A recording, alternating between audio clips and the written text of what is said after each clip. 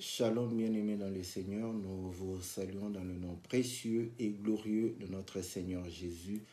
Nous sommes dans la joie de pouvoir réellement nous retrouver pour pouvoir parler de la part du Seigneur. C'est mercredi, comme vous le savez, tous les mercredis, c'est votre émission Que la Bible parle, une émission qui vous est présentée par votre serviteur, le pasteur Philippe Mukenge. Une émission qui répond aux questions que vous nous posez, une émission qui répond aux questions que nous nous posons aussi, une émission qui répond à vos préoccupations. Voilà pourquoi nous vous prions de pouvoir réellement ne pas hésiter à poser vos questions, à pouvoir réellement nous transmettre vos préoccupations. Et avec la grâce du Seigneur, nous allons répondre à ces questions-là. Et comme nous l'avons toujours dit, si nous n'avons pas la réponse, nous avons beaucoup de bien-aimés qui prêchent l'évangile, beaucoup de bien-aimés qui connaissent la parole. Nous allons leur demander afin de pouvoir réellement nous donner la réponse et venir vous la présenter, parce que nous croyons que lorsque vous posez la question, Dieu préserve réellement une réponse à votre préoccupation. Que le Seigneur vous soit favorable, que le Seigneur vous bénisse. Nous saluons tous les bien-aimés qui sont en ligne, qui sont connectés. Nous saluons l'homme de Dieu, le docteur Mwongo. Nous saluons notre ami Andy. Nous saluons le bien-aimé Marcel. Nous saluons le bien-aimé Robert. Nous saluons la sœur Bia. Nous saluons réellement la sœur Cathy, le frère Christian. Nous saluons le bien-aimé Jean-Marie, le bien-aimé Jean-André. Nous saluons le frère Gabin, nous saluons le frère Trésor, nous saluons le frère Laurent, la sœur Nyota, la sœur Bibiche, nous saluons la sœur Calice, nous saluons la sœur Sylvie, que le Seigneur vous soit favorable. Nous saluons la sœur Elodie, nous saluons tous les bien-aimés qui se disposent pour pouvoir réellement passer un moment de communion fraternelle pour la gloire du Seigneur. Comme vous le savez, la prière que nous faisons tous les jours à notre Dieu et que le Seigneur puisse vous exaucer, parce qu'il a dit priez afin que vous puissiez obtenir, recevoir et que votre joie soit parfaite. Et nous croyons que tous ceux qui s'attachent à Dieu et qui privilègent la parole du Seigneur, qui cherchent d'abord le royaume et la justice de Dieu, le Seigneur est fidèle pour pouvoir accomplir sa parole qui dit que tout ce dont vous avez besoin vous est donné par surcroît. Le Seigneur connaît nos besoins, connaît nos préoccupations, connaît nos situations. Aucune de nos situations ne peut réellement dépasser la capacité du Seigneur. Voilà pourquoi nous croyons que le Seigneur vous accordera tout ce dont vous avez besoin afin que votre joie soit parfaite. Nous saluons notre bien-aimé Adèle qui est en Algérie. Que le Seigneur vous soit favorable au travers de lui. Nous saluons tous les bien-aimés qui sont réellement en Afrique du Nord. Que le Seigneur leur soit très, très favorable. Que le Seigneur vous bénisse, que le Seigneur puisse réellement nous assister tout au long de cette émission afin que nous puissions recevoir de lui la pensée qui va pouvoir réellement apporter la joie, apporter réellement la paix dans nos cœurs et apporter les solutions à nos préoccupations, à nos inquiétudes, à nos questions. Que le Seigneur vous soit favorable dans le nom puissant et glorieux de notre Seigneur. Nous saluons notre ami et frère Brian, que le Seigneur vous soit très favorable. Bien-aimés dans le Seigneur, comme vous le savez, nous répondons à la question du bien-aimé suspect Nega. Donc, bon, ça, c'est... je ne sais pas si c'est son pseudonyme de Facebook, mais du moins, il nous avait écrit pour nous poser la question de comprendre ce qui s'était passé avec Akan dans le livre de Josué au chapitre 7. Donc, vous pouvez lire à partir du verset 1 jusqu'au verset 26, donc tout le chapitre.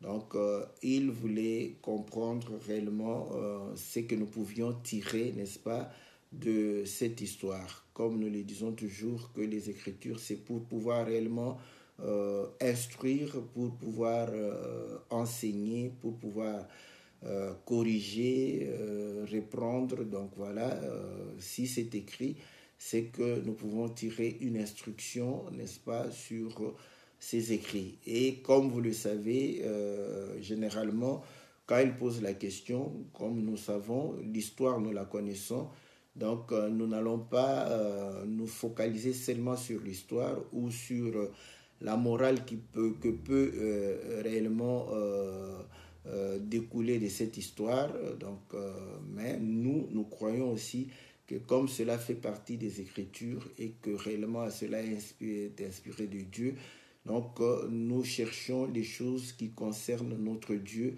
pour notre salut. Donc voilà, voilà un peu l'habitude que nous avons. Cependant, nous pouvons aussi nous exhorter au travers réellement ces écrits. Nous saluons le bien-aimé Hugo, nous saluons la sœur Nadine, le bien-aimé Popol et Pépé, l'homme de Dieu, le docteur Vicky, que le Seigneur vous soit très favorable, et nous saluons aussi toute l'Église qui est sous votre direction. Nous saluons notre bien-aimé Victor, que le Seigneur vous soit très favorable. Nous saluons ainsi toute la famille, que le Seigneur puisse réellement vous bénir de toutes les bénédictions. Donc, nous allons lire les Écritures et après cela, nous allons essayer de pouvoir expliquer avec la grâce que le Seigneur nous a accordée. Donc, nous lisons dans le livre de Josué au chapitre 7, nous lisons au verset 1. Les enfants d'Israël commirent une infidélité au sujet des choses dévouées par interdit.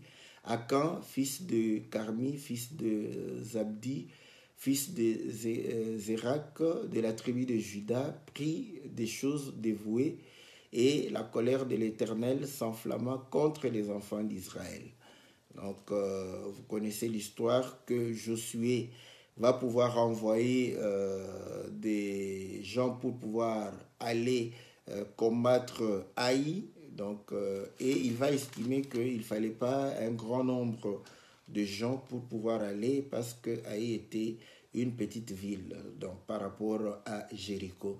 Et lorsqu'ils vont aller là-bas, au lieu d'avoir la victoire comme l'Éternel avait promis à Josué, qu'aucune nation n'allait pouvoir faire tête à Josué, donc là nous comprenons que Josué va pouvoir subir, n'est-ce pas, une défaite. Et Josué va pouvoir déchirer ses vêtements et entrer en prière, de telle sorte que au moment où le Seigneur va pouvoir lui répondre, le Seigneur va lui demander de pouvoir rassembler le peuple et pouvoir choisir la tribu que le Seigneur va pouvoir indiquer, et dans la tribu, la famille que le Seigneur va pouvoir réellement choisir, et la maison, et ensuite il pourra désigner la personne. Donc au verset 19, donc je saute tout ce que je viens de pouvoir résumer. Au verset 19, Josué dit à Akan, mon fils, donne gloire à l'Éternel, le Dieu d'Israël, et rends-lui hommage. Dis-moi donc ce que tu as fait et ne le cache point. Akan répondit à Josué et dit, il est vrai que j'ai péché contre l'Éternel, le Dieu d'Israël. Voici ce que j'ai fait. J'ai vu dans le butin un beau manteau de Shinéar, 200 cycles d'argent, et un lingot d'or du poids de 50 cycles, et je les ai convoités et je les ai pris. Ils sont cachés dans la terre au milieu de ma tente, et l'argent est dessus et dessous. Je suis envoyé des gens qui coururent à la tente. Voici, les objets étaient cachés dans la tente d'Akan, et l'argent était dessus. Ils les prirent du milieu de la tente, les apportèrent à Josué et à tous les enfants d'Israël et les déposèrent devant l'Éternel.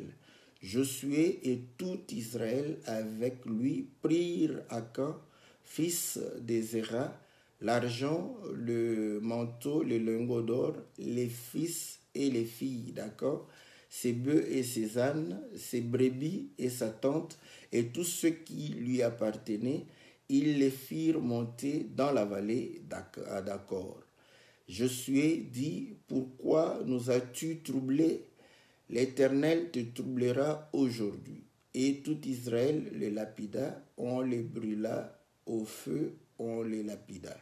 Et l'on éleva sur Akan un grand monceau de pierre qui subsiste encore aujourd'hui, et l'Éternel revint de l'ardeur de sa colère. C'est à cause de cet événement qu'on donna jusqu'à ce jour ce lieu le nom de vallée d'Accor. Voilà, que le Seigneur puisse réellement nous être favorable. Donc nous venons de lire l'histoire, donc nous voyons que lorsque Akan sera choisi, donc comme Dieu avait simplement dit à Josué de pouvoir réellement dénicher la personne qui était concernée, donc voilà pourquoi Akan va pouvoir, Josué va lui dire, Akan, dis-nous ce que tu as fait, et il va pouvoir dire que non, j'ai vu un manteau, un beau manteau de Shinéar, et j'ai vu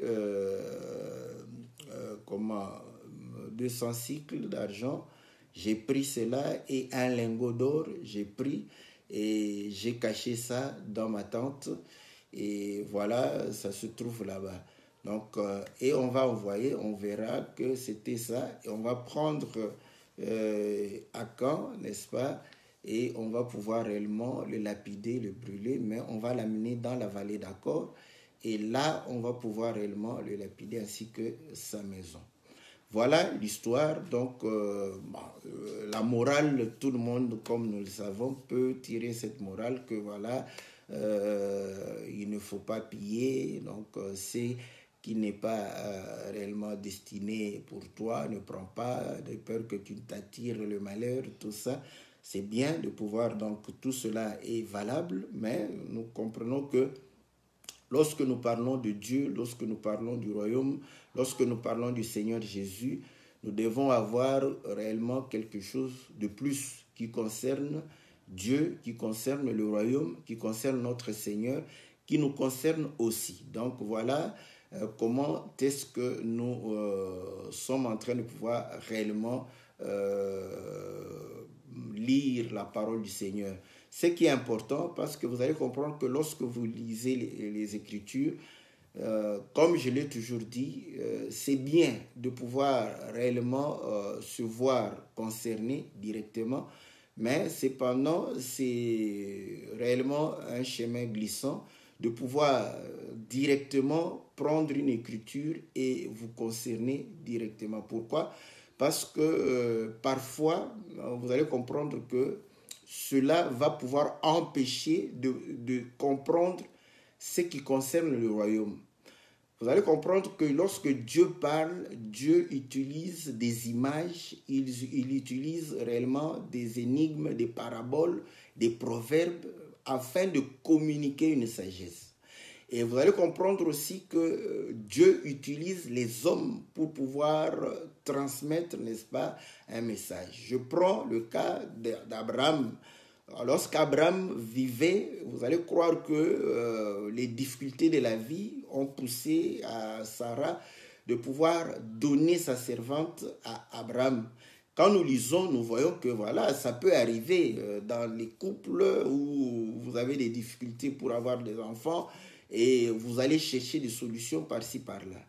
Donc, si on se limite là-bas, on va pouvoir réellement croire que c'est une histoire qui ne concernait qu'Abraham, qui ne concernait que Sarah, ainsi que la servante qui était dans sa maison. Mais lorsque Paul vient parler dans le livre de Galates, Paul dit que ces choses étaient allégoriques. Donc Dieu prend la vie d'Abraham, le met dans un allégorisme, donc dans un langage imagé. Donc nous comprenons que non seulement Abraham, Ésaïe lui-même va le dire au peuple, il dit que moi et ma maison, moi et mes fils, nous sommes des signes et des présages. Donc il a compris que Dieu a fait de lui un signe pour pouvoir annoncer, n'est-ce pas, une parole à son peuple. Et comme vous le savez, que ce peuple d'Israël, c'était un peuple qui comprenait un langage naturel, langage charnel, un langage qui concernait les choses quotidiennes. Donc vous allez comprendre qu'avec Israël, Israël prenait ces choses de manière littérale. Donc, mais nous sommes un peuple spirituel, d'où nous devons prendre ces choses de manière spirituelle. Voilà pourquoi Paul dit que nous prêchons une sagesse que le monde ne peut concevoir, le monde ne peut recevoir. Pourquoi? Parce que le monde a une sagesse aussi. Donc, mais nous prêchons cette sagesse qui vient de Dieu, cette sagesse qui n'a pas été vue par l'œil, ni entendue, n'est-ce pas, par l'oreille, ni montée dans le cœur de l'homme, mais une sagesse qui est donnée par l'Esprit de Dieu, l'Esprit qui sonde les profondeurs de Dieu. Et dans le livre d'Ecclésiaste, Ecclésiaste dit que le sage, c'est celui qui cherche, n'est-ce pas, la raison des choses. C'est celui qui examine les choses une à une pour en savoir la raison. Donc, vous allez comprendre que nous avons déjà, n'est-ce pas, sur le plan historique, pourquoi tout un peuple a été réellement dans l'échec à cause du péché d'un homme. Voilà. Donc, là, nous comprenons qu'un seul homme qui pêche, tout le peuple est sanctionné. Donc, voilà, ça, c'est ce que nous pouvons tirer comme élément. Et lorsqu'ils vont prier, pour pouvoir réellement permettre au peuple de retrouver, n'est-ce pas, la grâce de Dieu, d'être agréé par Dieu, il a fallu que cet homme par qui le péché est entré puisse réellement mourir. Et lorsqu'il est mort, c'est alors que le peuple a été agréé de nouveau par Dieu. Donc, là, nous comprenons que nous tirons, je le répète, on peut tirer des leçons morales, mais ce qui nous intéresse, c'est le royaume, la vie éternelle. Et la vie éternelle, c'est que nous puissions connaître Dieu comme étant le seul vrai Dieu. Donc, la connaissance de Dieu, fait partie de la vie éternelle. Déjà, vous allez comprendre que lorsque nous lisons, la difficulté de pouvoir lire, c'est un homme pécheur, un homme attiré par la convoitise et qui va prendre ce qui était dévoué par interdit. Parce qu'on leur avait interdit de prendre, n'est-ce pas, les objets en argent, en or, mais il va prendre pour pouvoir cacher, n'est-ce pas, dans sa tente. Et cela va pouvoir causer tous les dégâts que nous venons de lire et que vous avez peut-être déjà lu. Donc, maintenant, la difficulté que nous avons, c'est de pouvoir lire les choses de Dieu parce que nous sommes dans des circonstances du péché. Or, lorsque nous regardons, Dieu est saint et il est parfait. Donc, voilà comment est-ce que la pensée de l'homme se bute, n'est-ce pas, face à une telle lecture.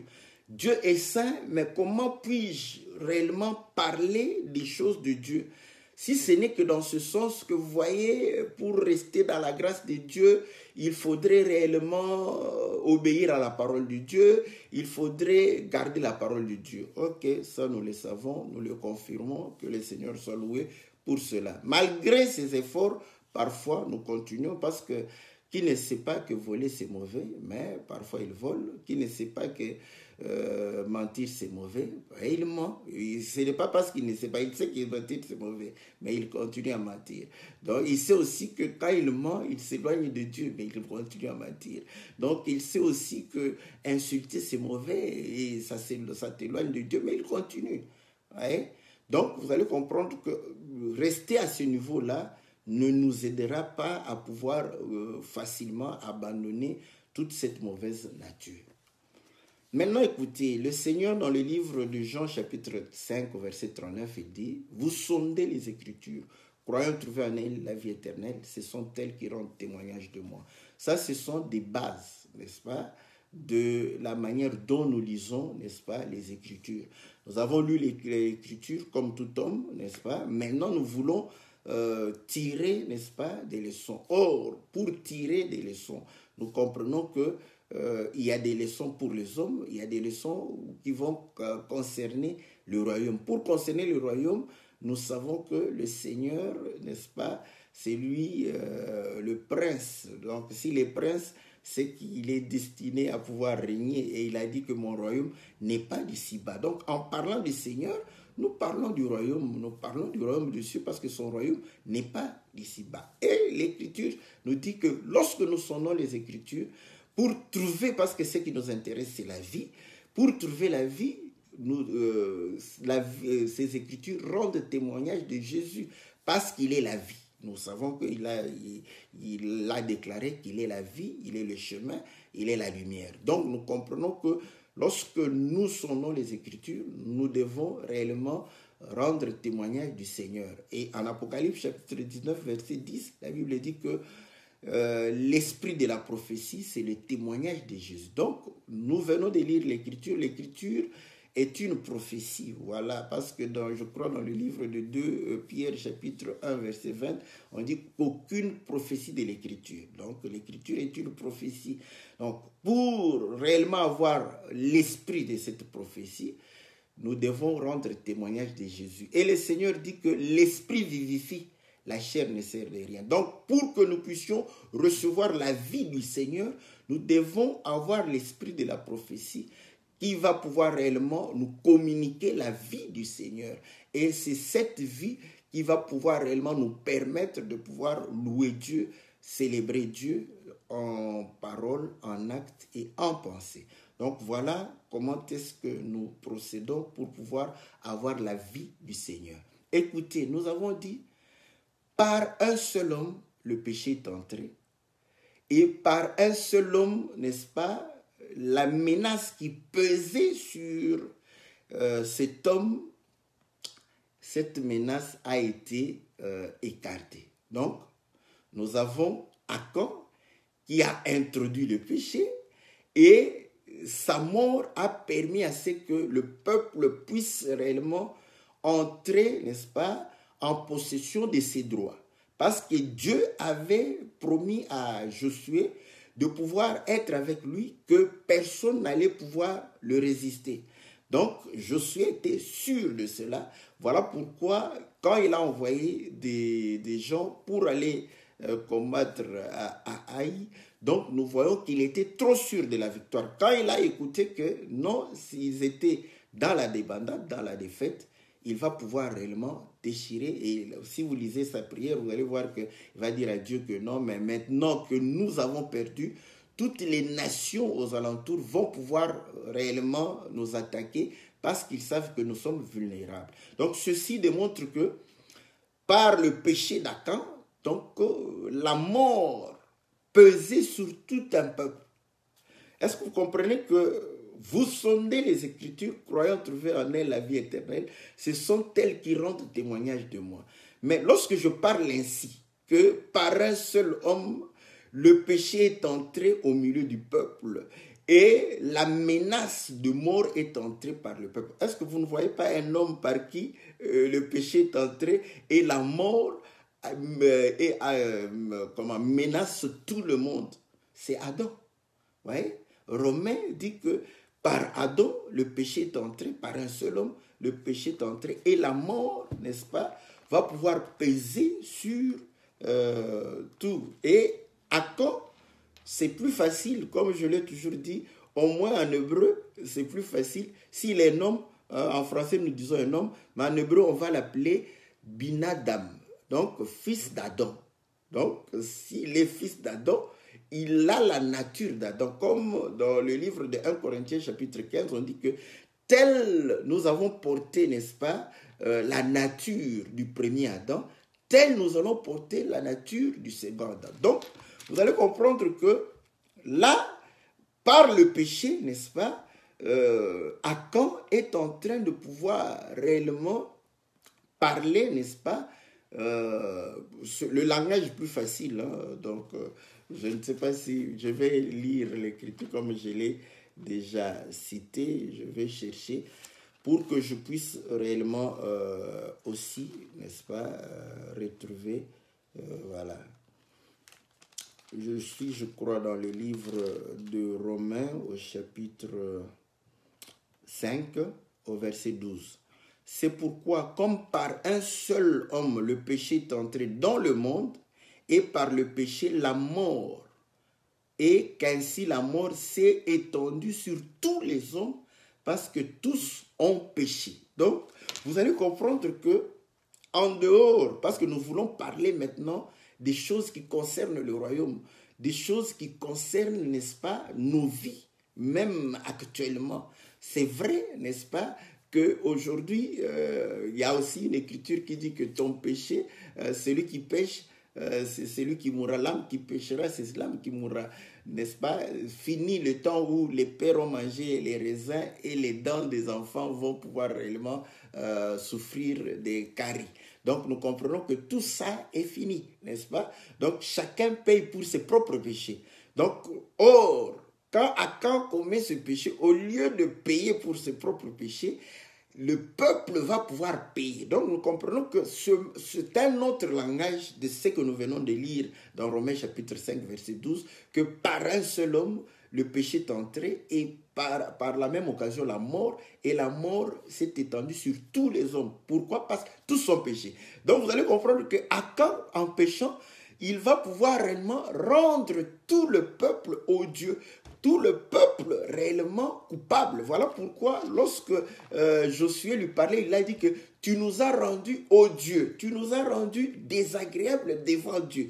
Or, comment être agréé par Dieu lorsque on obéit à sa parole?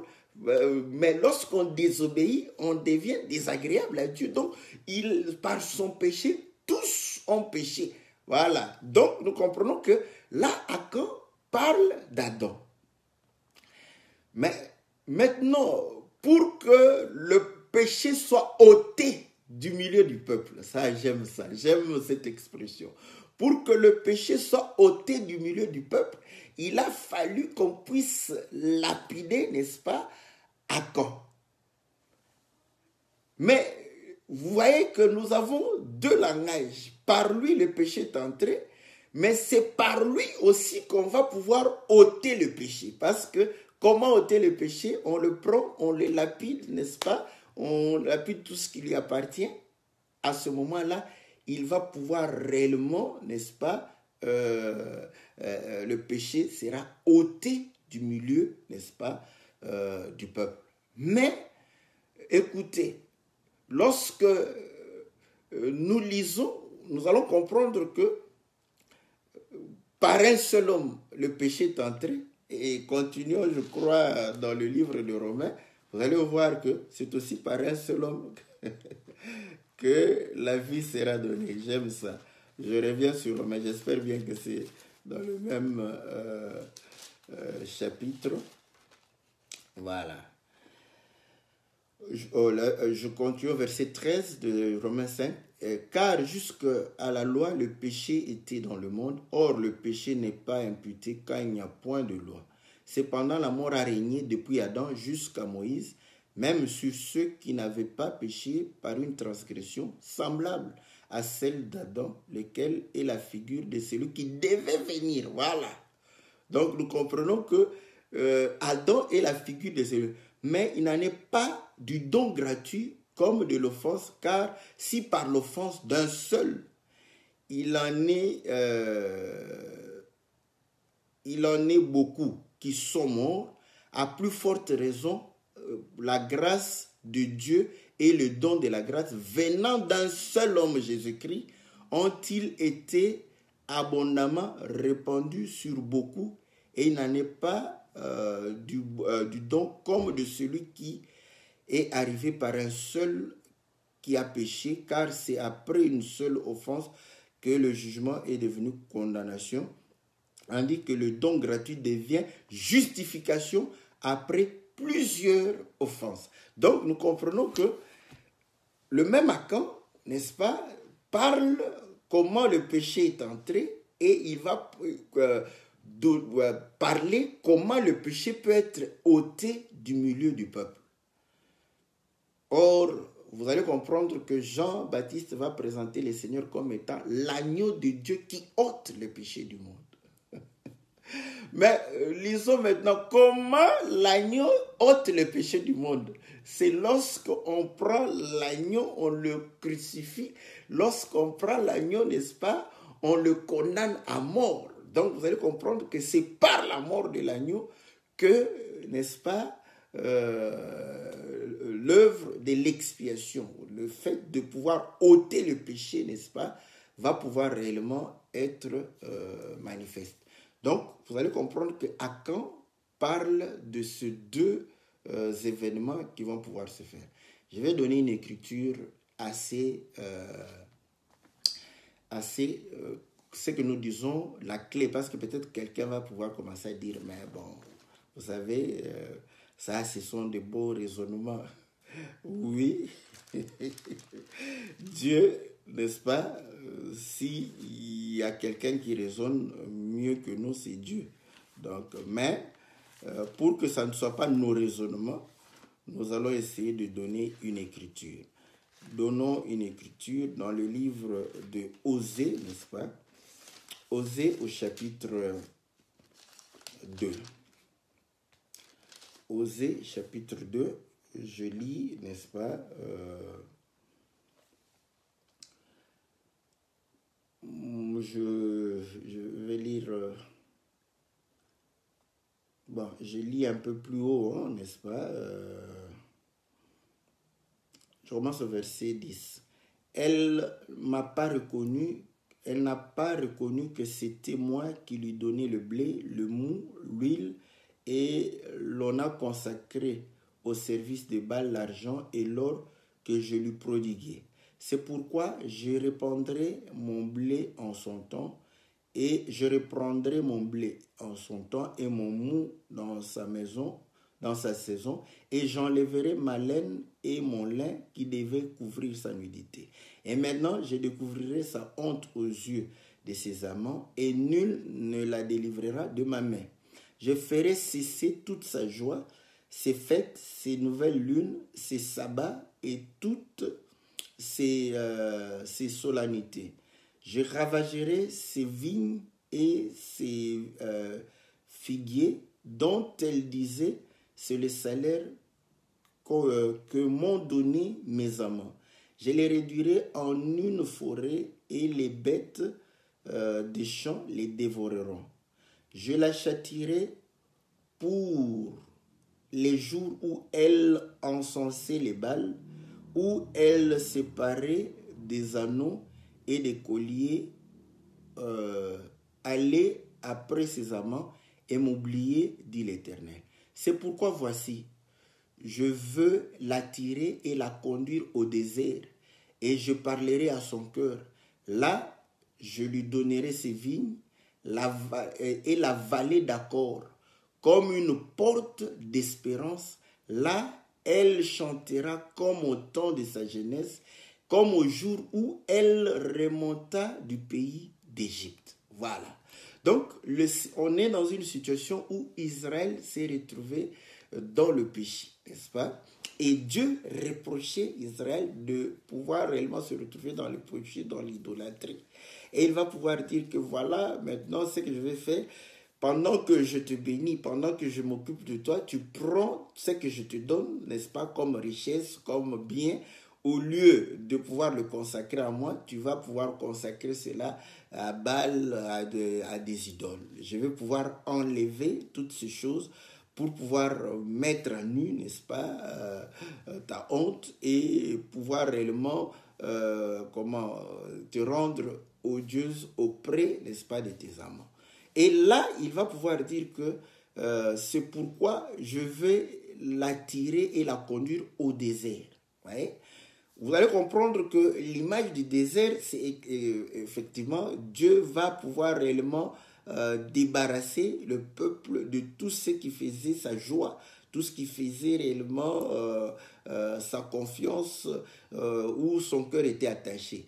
Et quand le Seigneur dit, il lui-même dit que c'est comme au jour où je fis remonter Israël du pays d'Égypte. Donc, il se réfère en Égypte. Écoutez, quand ils sont arrivés en Égypte, dans le désert, vous allez vous comprendre qu'à un certain moment, ils se sont réellement souvenus de concombres et de viandes qu'ils mangeaient en Égypte. Donc, on les amène dans le désert pour les priver de la nourriture de l'Égypte, pour lui priver, n'est-ce pas, des désirs, de tout ce qu'il faisait, sa joie en Égypte, afin de pouvoir lui donner, n'est-ce pas, une nourriture qui vient du ciel. Voilà pourquoi, lorsqu'ils étaient en Égypte, dans le désert, Dieu leur a donné la manne. Et la manne était la figure, n'est-ce pas, du pain qui descend du ciel. Parce que le jour où Moïse va prononcer ces paroles pour dire que l'homme ne vivra pas seulement de pain, mais de toute parole qui sort de la bouche de l'Éternel, c'était à l'occasion où la manne était tombée du ciel.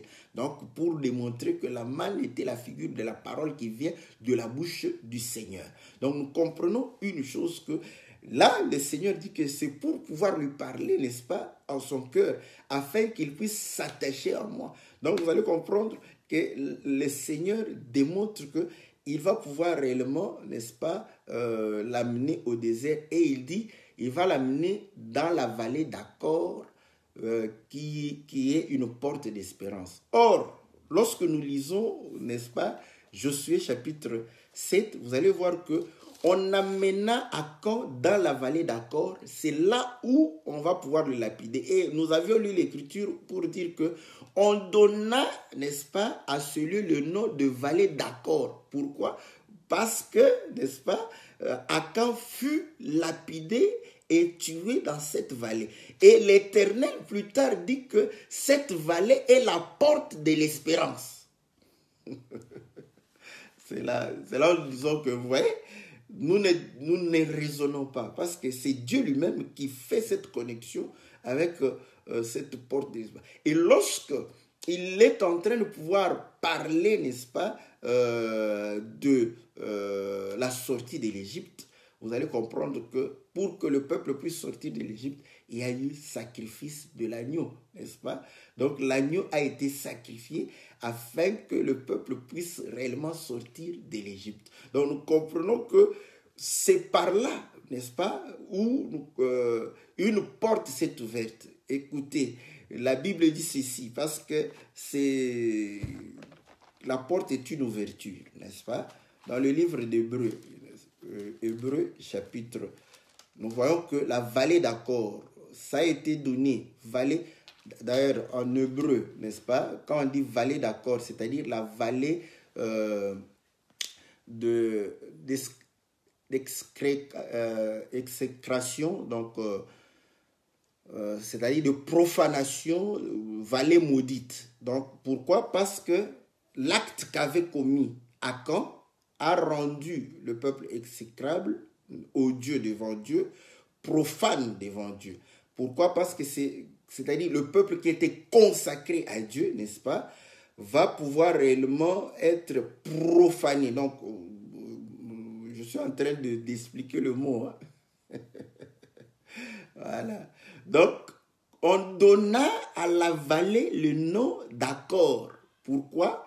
C'était parce que Achan avait, n'est-ce pas, profané, n'est-ce pas, les choses qui devraient être consacrées à Dieu.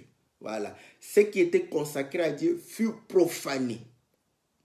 C'est pourquoi on donna le nom d'Accord. Donc, si Achan n'avait pas fait cela, ce lieu ne serait pas nommé Accord. Maintenant, dans Osée chapitre 2, nous voyons que Dieu parle de la vallée d'Accord comme étant une porte d'espérance. Mais pourquoi on donna le nom d'Accord? C'est parce que Achan va pouvoir prendre les objets qui étaient interdits. Donc nous comprenons que cette action est liée à l'espérance, à la porte d'espérance. Ce n'est pas moi. On a lu l'écriture. Donc voilà pourquoi vous allez comprendre que, or, l'espérance de la vie, l'espérance de la gloire, c'est le Seigneur Jésus. Voilà. Donc nous comprenons que le Seigneur Jésus est réellement notre espérance. Et il ouvre une porte pour que nous puissions, n'est-ce pas, aller au-devant, n'est-ce pas, de notre Dieu, au-devant de celui qui nous agrée. Hébreux chapitre 10, n'est-ce pas, au verset 19, on dit qu'il va inaugurer une route au travers son sang. Donc nous comprenons que la mort d'Akan va pouvoir réellement être une porte d'espérance. Parce que après la mort d'Akan, ils vont se dire que maintenant, nous espérons avoir la victoire sur Haï. Voilà. Donc, naturellement, ils espéraient que maintenant, la malédiction, n'est-ce pas, a été ôtée au milieu de nous. Vous voyez, la malédiction qui était sur le peuple est tombée sur Akan. Donc, voilà comment nous comprenons que ces choses parlaient de l'œuvre de la croix, parlaient du salut, de la rédemption. Mais maintenant, comment expliquer, n'est-ce pas, que c'était un péché. Voilà, c'est ça où la vraie difficulté. C'est là où beaucoup, n'est-ce pas, ont des difficultés de pouvoir lire. Mais le Seigneur nous a fait grâce. Écoutez d'abord. Nous avons expliqué comment est-ce que le peuple était sous la menace par un seul homme. Par un seul homme, le peuple va pouvoir espérer, n'est-ce pas? Et là, nous comprenons aussi que le Seigneur va porter un corps semblable à celui de qui? D'Adam. Parce que nous tous, nous portons le corps d'Adam. Quand on dit que le Seigneur porte une chair semblable à celle du péché, donc semblable à Adam. Donc, vous allez comprendre que le Seigneur, voilà, donc, on le considère comme étant fils de l'homme, fils de Binadam. Hein. Ne prenez pas seulement ça comme prophète, donc, prenez qu'il a été considéré comme un homme, voilà, donc comme Adam. Donc, il a porté la nature d'Adam. Donc, or, quand il porte la nature d'Adam, c'est pour aussi porter le péché. Voilà. Donc, on comprend que le péché, nous pouvons parler du péché avec le Seigneur. Mais de quelle manière? Le Seigneur ne pêche pas, mais il porte le péché. Écoutez maintenant. Nous rentrons dans le livre de Josué, n'est-ce pas? Josué au chapitre 6 d'abord. Chapitre 6. Je lis le verset 17. La ville sera dévouée à l'Éternel par interdit. Elle et tous ceux qui s'y trouvent, mais on laissera la vie à Rahab, la prostituée, et à tous ceux qui seront avec elle dans la maison, parce qu'elle a caché les messagers que nous avions envoyés. Gardez-vous seulement de ce qui sera dévoué par interdit, car si vous prenez de ce que vous aurez dévoué par interdit, vous mettrez le camp d'Israël en interdit et vous y jetterez le trouble.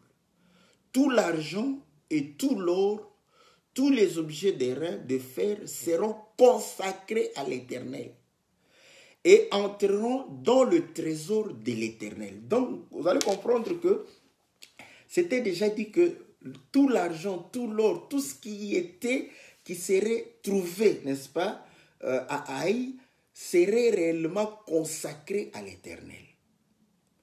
Donc, nous comprenons que tout cela appartenait à l'Éternel. Maintenant, quand Akan va aller là-bas, nous prenons Akan, au lieu qu'Akan prenne ces choses, puisse réellement remettre pour que ça aille dans les trésors de l'Éternel, il prend l'or, il prend l'argent, il prend le manteau, il va pouvoir garder pour lui. Donc, c'était des choses consacrées à l'Éternel, des choses réservées pour l'Éternel. Mais il va prendre ça pour lui. Donc, nous comprenons que nous ne parlons plus d'Akan, l'homme Akan. L'homme Akan, donc son histoire a fait des dégâts à cette époque-là. Voilà pourquoi je dis toujours que, bon, j'aime le dire pour dire que je ne veux pas transposer cette même situation ou comment transformer cette situation en des... Moi, je n'aime, bon, ceux qui veulent faire ce travail, qu'ils le fassent. Mais nous disons que voilà, son histoire, n'est-ce pas, donc a fait des dégâts. Mais pour nous, nous comprenons que la Bible doit parler, n'est-ce pas, du Seigneur. Donc quand la Bible parle du Seigneur, nous comprenons maintenant qu'Akan va prendre des choses qui étaient réservées à Dieu et pouvoir prendre pour son compte. Vous sondez les Écritures, croyant trouver en elles la vie éternelle, ce sont elles qui rendent témoignage de moi. Vous sondez l'histoire d'Akan, croyant trouver la vie en elle, ce sont elles, cette histoire rend témoignage de Jésus. Voilà. Là, nous comprenons maintenant, il est né comme un homme. Voilà. Or, écoutez, lorsque Israël va et combat, n'est-ce pas, ses adversaires, il prend l'or, l'argent et tous ses biens pour pouvoir réellement amener à Dieu. Nous comprenons pourquoi le Seigneur dit quelque part, l'or et l'argent m'appartiennent. Mais quel est l'or et l'argent qui appartient à l'Éternel? Ce ne sont pas nos billets. Parce que quand tu donnes les billets, je vais te le dire, moi, je vais les bouffer, moi, pour le compte de mon Dieu. C'est bien, n'est-ce pas? Donc, c'est vrai de pouvoir donner cela, n'est-ce pas? Mais il faudrait comprendre que qu'est-ce que Dieu va faire avec l'or et l'argent? Qu'est-ce qu'il va faire avec? Il est esprit, voilà. Donc, nous comprenons que lorsque Dieu est en train de pouvoir parler de l'or et de l'argent, il parle de ce que représente l'or et l'argent. Pour preuve, vous allez comprendre que si vous lisez le livre d'Ézéchiel, lorsque le Seigneur était en train de parler du roi de Tyr, mais en parlant, n'est-ce pas, de Lucifer, tout ça, il dit que l'or, l'argent, tout ça. Vous croyez que c'est l'or que nous creusons dans la terre que le diable avait, Lucifer avait sur lui? Non, c'était un esprit, c'était un ange. Les anges sont des esprits. Donc, vous allez, quel or il porte? Donc, vous allez comprendre que l'or parle des choses, n'est-ce pas, spirituelles. L'argent parle de choses spirituelles. Nous n'allons pas inventer cela, n'est-ce pas? Nous n'allons pas inventer. Et là, nous allons comprendre une chose, que le Seigneur va pouvoir parler à Moïse, lui dire que voilà, je te montre le tabernacle, je te montre tout ce que tu as vu, n'est-ce pas, au ciel, n'est-ce pas, sur la montagne, va le faire, fait selon le modèle que tu as vu là-bas. Donc, quand Moïse fait une représentation, la représentation des choses qui sont au-dessus. Et moi, je m'intéresse à l'arche. Quand il va faire la représentation, l'arche sera tout en or. Et le lieu très saint, c'était le lieu où il y avait de l'or. Mais c'était là où Dieu descendait. Donc, nous comprenons que l'or parlait de la divinité. Vous voyez? Donc, il va prendre cela. Or, écoutez, quand le Seigneur combat, n'est-ce pas, pour son peuple, combat les adversaires pour son peuple, le combat qui était là-bas, lisez la Bible, vous allez comprendre que pourquoi Dieu intervenait. Aujourd'hui, s'il y a guerre, vous croyez que Dieu va intervenir? Dieu n'intervient, il n'est nulle part. Quand vous faites la guerre, vous pouvez prier comme vous voulez. Priez simplement pour, si tu es soldat, que la balle ne t'attrape pas, que tu ne meurs pas. Mais ça ne sert à rien de prier, oh Dieu, soit pour nous, parce que les ennemis vont aussi prier là-bas. Dieu, nous remettons entre tes mains. Maintenant, il sera pour quel camp? Ouais, pour quel camp? Le camp des ennemis ou votre camp? Donc, vous allez comprendre une chose, mais à l'époque d'Israël, n'est-ce pas? À l'époque d'Israël, Dieu était dans le camp d'Israël. Pourquoi? J'aime l'expression de Rabshakeh. Rabshakeh, c'était l'envoyé, n'est-ce pas, du roi babylonien. Il arrive, il trouve, je ne sais pas si c'était Ézéchias qui était encore roi, il va dire que non, ne suivez pas les paroles de cet homme-là. Il va vous amener, n'est-ce pas, dans la mort. Pourquoi? Nous avons combattu les nations. Aucun de leurs dieux ne les a délivrés. ne croyez pas que votre Dieu va vous délivrer. Donc, il met ce combat, en fait, le combat de Dieu. Voilà. Je prends un autre exemple, n'est-ce pas? Lorsque vous lisez à l'époque du sacrificateur Élie, quand ils sont allés combattre, quand ils vont amener l'arche, vous allez voir que les Philistins vont pouvoir crier que leur Dieu est venu dans le camp. Donc, vous allez comprendre qu'en réalité, la finalité de ce combat, c'était le combat de Dieu. Parce que si vous êtes vaincu, ils vont vous obliger de prier leur Dieu. Pour preuve, quand Nabuchodonosor a amené les enfants d'Israël, de Juda à Babylone, vous allez comprendre que l'histoire démontre qu'il a commencé à imposer, n'est-ce pas, ses dieux, n'est-ce pas, aux enfants de Juda. Donc, qui vont pouvoir l'histoire de Anani, Azaria et Michaël, vous le connaissez, où ils étaient jetés dans le feu. Vous voyez? Et Daniel, quand il va refuser de pouvoir obéir, il va pouvoir être jeté dans la fosse au lion. Donc vous connaissez que, dominé par l'ennemi, il va vous imposer son Dieu. Maintenant, là, quand l'arche va pouvoir s'offrir, alléluia, c'était pour aller dans la maison de Dacon, afin de pouvoir écraser la tête de Dacon. Quand on écrase la tête de Dacon, c'est-à-dire toute la gloire qui revenait à Dacon va revenir à celui qui est victorieux. Donc vous allez comprendre que l'or, l'argent et les biens qu'on dépouillait sur les ennemis représentaient la gloire qui était sur eux, qu'on devrait redonner à Dieu. Pour preuve, quand ils sont sortis de l'Égypte, ils vont dépouiller les Égyptiens en leur prenant l'or, l'argent et les pierres précieuses, les étoffes et tout ça. Pour faire quoi? Ce n'était pas pour porter pour eux, c'était pour qu'ils construisent le tabernacle. Or, le tabernacle, c'était pour que Dieu soit au milieu d'eux. Donc, c'était pour glorifier Dieu. C'était pour remettre cette gloire à Dieu. Voilà. Donc, nous comprenons que, en fait, l'objectif, c'était ça. C'est de prendre et remettre la gloire à Dieu. Parce que la gloire appartient à Dieu. Voilà pourquoi vous allez comprendre que lorsque tu as la victoire sur les sorciers, sur les démons, la gloire revient à Dieu. Vous voyez?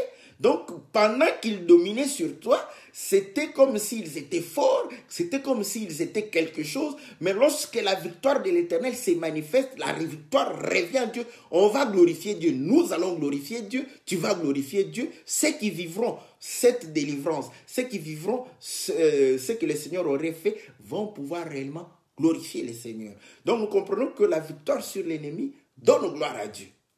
Maintenant, cette gloire, n'est-ce pas, est symbolisée par les objets, n'est-ce pas, d'or, n'est-ce pas, d'argent, n'est-ce pas, et le manteau. Donc, nous comprenons que l'or et l'argent devaient revenir à Dieu. Mais, écoutez, lui, qui est un homme, il prend cela. Vous voyez? Vous ne voyez pas le Seigneur là-dedans. Pourquoi voulez-vous me lapider? On lui dit, voilà. Toi, on va te lapider parce que tu as pris l'or. Je vais lire. Bon, ça, quand je fais ça, je prends des raccourcis que je n'aime pas. Je crois que je me suis expliqué correctement et vous pouvez me permettre aussi de faire ces raccourcis, n'est-ce pas, afin de pouvoir réellement élever le nom du Seigneur. Je prends dans Jean chapitre 10. Voilà, au verset 32, Jésus leur dit, « Je vous ai fait voir plusieurs bonnes œuvres venant de mon Père, pour laquelle me lapidez-vous » Les Juifs lui répondirent, « Ce n'est pas pour une bonne œuvre que nous te lapidons. Ce n'est pas pour une bonne œuvre que nous te lapidons. » Voilà. Mais pour un blasphème, pour un sacrilège, pour une profanation. Voilà. C'est qu'Akan avait fait. Vous voyez? Pourquoi Akan fut lapidé?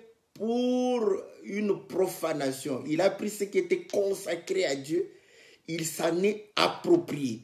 Donc, les seigneurs, on va pouvoir le lapider. On veut le lapider pour un blasphème. Écoutez ce que la Bible dit. Parce que toi, qui es un homme, Tu t'es fait Dieu. Voilà. Tu es un homme, tu t'es fait Dieu. Tu prends l'or qui appartient à Dieu, tu t'en appropries. Alléluia. Vous comprenez le langage? Quand un homme s'approprie l'or, il devrait être donné à Dieu. Comprenez qu'il est en train de blasphémer, n'est-ce pas? Donc, il prend l'or, il s'en approprie. Donc, il prend la divinité, il s'en approprie. Toi qui es un homme, tu t'es fait Dieu, n'est-ce pas? Voilà. Et Jésus leur répondit, n'est-il pas écrit dans votre loi? Je dis, vous êtes des dieux. Donc nous comprenons que le Seigneur, en s'appropriant, n'est-ce pas, cette nature divine, va pouvoir réellement l'attirer. Et écoutez, voilà, le Seigneur va dire ceci. Je continue la lecture pour aider mes frères trinitaires à comprendre les choses. Au verset 36. Si elle a appelé Dieu ceux à qui la parole de Dieu a été adressée, et si l'écriture ne peut être anéantie, c'est lui que le Père a sanctifié et a envoyé dans le monde, vous lui dites, tu blasphèmes, et c'est là parce que j'ai dit, je suis le Fils de Dieu. Écoutez maintenant, dans Jean chapitre 19. Jean chapitre 19, voilà. Au verset 4, Pilate sortit de nouveau et dit aux Juifs, voici, je vous l'amène dehors afin que vous sachiez que je ne trouve en lui aucun crime. Jésus sortit donc portant la couronne d'épines et le manteau de pourpre, et Pilate leur dit, voici l'homme. Lorsque les principaux sacrificateurs et les huissiers le virent, ils s'écrièrent, crucifie, crucifie. Pilate leur dit, prenez-le vous-même et crucifiez-le, car je ne trouve point de crime en lui. Les Juifs lui répondirent, nous avons une loi, et selon notre loi, il doit mourir parce qu'il s'est fait fils de Dieu. Voilà, vous voyez? Donc, il a fait la loi se dit, tu ne blasphémeras point contre Dieu. Donc, tu ne prendras pas la place de Dieu, tu ne te feras pas Dieu. Vous voyez pourquoi il est mort? Vous voyez comment le Seigneur est mort parce que lui qui est un homme, il a pris, n'est-ce pas, la place de Dieu. Vous allez comprendre que quand ils l'ont amené devant les sacrificateurs, on va l'accuser. Oh non, qu'est-ce que tu as? Oh, il a dit, détruisez ce temple et je le rebâtirai. Qu'est-ce qu'il a dit? Oh, il a dit que les gens portent les charges pendant les sabbats. C'est pas lui qui a porté les sabbats. Le souverain sacrificateur est jugé, il dit, mais c'est pas lui. Il a dit aux autres, mais lui-même n'a pas porté les fardeaux pendant les sabbats. Qu'est-ce qu'on a accusé de tout? Pas de faute. Ah, le souverain sacrificateur regarde. Là, il ne savait pas qu'il était en train de contrôler l'agneau. Il regarde, il tourne, ouais, c'était un agneau sans tache. Lui-même, il dit, non, on est fatigué d'écouter les autres. Dis-nous si tu es le Christ. Lorsqu'il va dire que non, tu l'as dit, je le suis. Oh là, l'homme déchire ses vêtements. Ouais, il déchire ses vêtements. Pourquoi? Parce que le Seigneur va dire, qu'avons-nous encore à dire? Non, nous l'avons déjà. Ça, c'est la preuve. Vous voyez? Donc, ça, c'est le symbole de l'or que Akan avait pris. Vous allez comprendre que l'argent, n'est-ce pas? La Bible dit dans le livre de Nombres, je crois, 3 ou 5, que l'argent sert au rachat, n'est-ce pas? C'est pour racheter. Mais on nous rachète de quoi? D'une mauvaise vie, de nos péchés. Or, le rachat de nos péchés, quand on nous rachète pour le péché, c'est pour pouvoir réellement nous pardonner.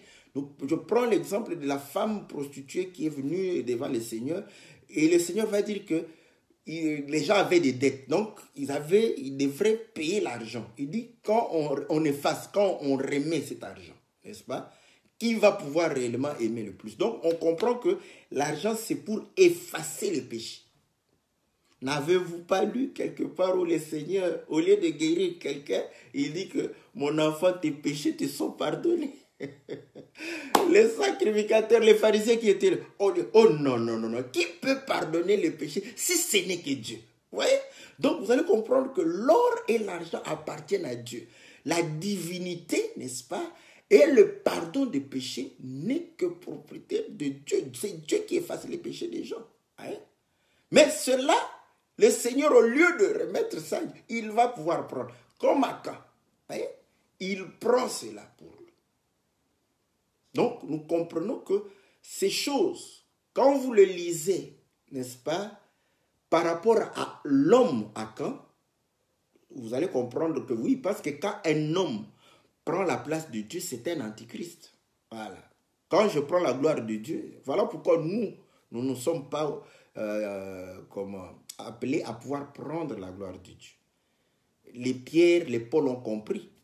Quand Pierre a guéri un boiteux, il a dit, pourquoi vous nous regardez? Tournez les regards vers le Seigneur. Donc, parce que nous ne pouvons pas prendre. Mais c'est lui qui peut prendre cette gloire, c'est Dieu. Voilà pourquoi nous disons que Jésus est Dieu. Mais il est mort parce que quand on les regarde, on trouve, mais ça c'est Adam. Oui, oui, Adam, c'est un pécheur. Parce que c'est par Adam que le péché est entré. Oui. Donc, vous allez comprendre que quand on fait la lecture par rapport aux hommes, c'est un péché. Lorsque nous faisons la lecture par rapport à Christ, ça change. Vous allez comprendre. Oui, un homme va juger le Seigneur comme étant pécheur. Pourquoi? Parce qu'il va se dire que tu es un homme, tu t'es fait Dieu. Pour les pharisiens, Jésus était un pécheur. C'est pour nous que Jésus a porté les péchés. C'est différent. Nous, Jésus s'est fait pécher. Il a porté nos péchés. Mais les pharisiens, pour eux, il était pécheur. Sinon, ils n'allaient pas le crucifier. Donc, vous allez comprendre que quand vous avez l'œil humain, vous allez lire le péché. Vous allez voir l'homme. Mais nous, comme Paul le dit que si nous avons connu Christ de cette manière, nous, selon la chair, nous ne le connaissons plus de cette manière-là. Or, Christ, n'est-ce pas, va pouvoir réellement agir dans les hommes. Donc, nous comprenons que nous ne lisons plus, n'est-ce pas, les hommes, mais nous lisons l'esprit qui a poussé que ces choses arrivent. Donc, voilà, c'est comme ça que nous enlevons, n'est-ce pas, l'humanité dans tout cela pour voir ce que l'esprit est en train de faire. C'est comme ça que nous faisons la lecture.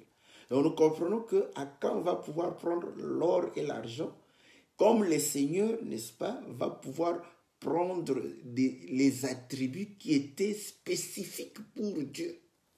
Mon enfant, tes péchés te sont pardonnés. On dit non, non, non. Il n'y a que Dieu qui peut pardonner les péchés. Voilà. Donc là, nous comprenons que le Seigneur s'approprie l'argent. Et il va pouvoir dire que non, le manteau, n'est-ce pas, j'ai vu le manteau, je vais, voilà, je ne veux pas beaucoup faire référence aux Écritures.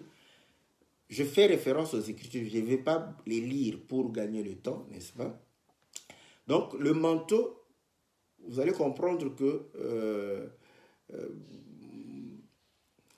je prends l'exemple de Saoul, n'est-ce pas? Dans 1 Samuel chapitre 15, n'est-ce pas? Lorsqu'il va pouvoir réellement désobéir à la voix, n'est-ce pas, de Dieu au travers de son prophète, qui va lui dire de ne pas sacrifier, n'est-ce pas, les animaux, il va prendre le veau gras pour sacrifier. Et Samuel va lui dire, comme tu as désobéi comme ça, Dieu va pouvoir réellement te rejeter. Il va pouvoir retenir, bon, lisons au moins ça, comme ça, il va retenir le manteau, n'est-ce pas, de Samuel, et le manteau va pouvoir se déchirer. Voilà. 1 Samuel, chapitre 15. Voilà. Je lis le verset 26. Samuel dit à Saoul, « Je ne retournerai point avec toi, car tu as rejeté la parole de l'Éternel, et l'Éternel te rejette afin que tu ne sois plus roi sur Israël. » Et comme Samuel s'est tourné pour s'en aller, Saoul le saisit par le pan de son manteau qui se déchira. Samuel lui dit, « L'Éternel déchire aujourd'hui de dessus toi la royauté d'Israël et il la donne à un autre qui est meilleur que toi. Donc, vous voyez, le manteau de Samuel va pouvoir se déchirer. Il dit que la royauté t'est enlevée. Donc, nous comprenons que le manteau parle, n'est-ce pas, du royaume, n'est-ce pas? Donc, nous comprenons que le Seigneur vient nous communiquer la vie divine, la vie de Dieu. Voilà pourquoi, en croyant au Seigneur Jésus, nous participons à sa nature, n'est-ce pas? Nous participons à sa nature. Et lorsque nous croyons au Seigneur, nos péchés, n'est-ce pas, sont pardonnés parce que nous repentons. Voilà. Donc, il apporte, la repentance sera prêchée en son nom. Et au travers de cela, nous allons avoir le salut, voilà, de nos âmes. Donc, nous comprenons qu'il a amené ces choses pour que nous puissions, n'est-ce pas, avoir accès au royaume. Donc, parce qu'il apporte le royaume. Et lorsqu'il parle de lui-même, il parle du royaume. Il dit que le royaume est au milieu de vous. Donc, il parlait de lui-même. Il porte le royaume. Donc, il prend toutes ces histoires, vous allez comprendre, il en parle comme si, n'est-ce pas, il s'agissait de sa propre personne. Donc, voilà comment nous comprenons que ces trois choses qui ont fait que Akan, n'est-ce pas, puisse porter là. Vous voyez comment nous lisons. Quand je parle de Jésus, je parle différemment d'Akan. Puisse porter la malédiction, n'est-ce pas, du peuple, n'est-ce pas? Voilà. Là, vous allez comprendre que c'est ainsi, vous allez comprendre que il va porter cette malédiction en mourant, comme la Bible le dit, que la malédiction qui pesait sur nous est tombée sur lui. Vous voyez? Mais c'est assez difficile de lire l'histoire d'Akan de cette manière si le Seigneur ne t'aide pas à pouvoir faire cette lecture. Donc, vous allez comprendre que par rapport à l'exhortation, aujourd'hui, ce n'est pas en vain. Ce n'est pas en vain où vous allez comprendre que le Seigneur nous prive, n'est-ce pas, de pouvoir orner, n'est-ce pas, la chair. Parce que la chair est ennemie de Dieu. La chair est ennemie de Dieu. N'est-ce pas? Vous allez vous poser la question. Parce que parlant de la chair, c'est parler d'Adam. N'est-ce pas? Mais Christ, c'est l'esprit, parce que Christ, c'est loin l'esprit. Parlant de, voilà pourquoi on dit Jésus-Christ. Donc, Christ, c'est l'esprit, n'est-ce pas? Donc, vous allez comprendre que l'esprit n'a pas besoin, n'est-ce pas, de l'or, de l'argent, il n'a pas besoin de ces choses-là. Voilà pourquoi vous allez comprendre que la chair a besoin de ces choses. Et ainsi, lorsque nous faisons plaisir à la chair au travers l'or et l'argent, nous nous comportons en ennemis de Dieu. Voilà. Donc, il faut savoir lire les Écritures. L'or et l'argent appartiennent, oui, donc il faut donner ça à Dieu, n'est-ce pas? Il ne faut pas, n'est-ce pas? Parce que Dieu a mis l'inimitié entre la chair et lui. La chair ne peut pas servir Dieu. Donc, le plaisir de la chair, n'est-ce pas, est contraire au désir de Dieu, au désir de l'esprit. Donc, voilà ce que nous pouvons dire par rapport à cette histoire d'Akan. Nous bénissons notre frère suspect Nega, n'est-ce pas? Nous osons croire qu'il a trouvé la réponse, n'est-ce pas? Il avait posé aussi une autre question pour dire qu'on explique les pleurs de Jésus pour Lazare. Donc voilà, Dieu le voulant, on pourra l'expliquer peut-être prochainement ou après l'émission qui suivra. Au moins sa question, nous l'avons. Donc nous avons la question du bien-aimé Samuel aussi, donc qu'on n'a pas encore répondu. Donc, et puis la question du frère Guy Cassina, nous avions répondu sur la guérison du roi Ézéchias. Donc, on va pouvoir répondre sur sa question sur Joseph Hébert.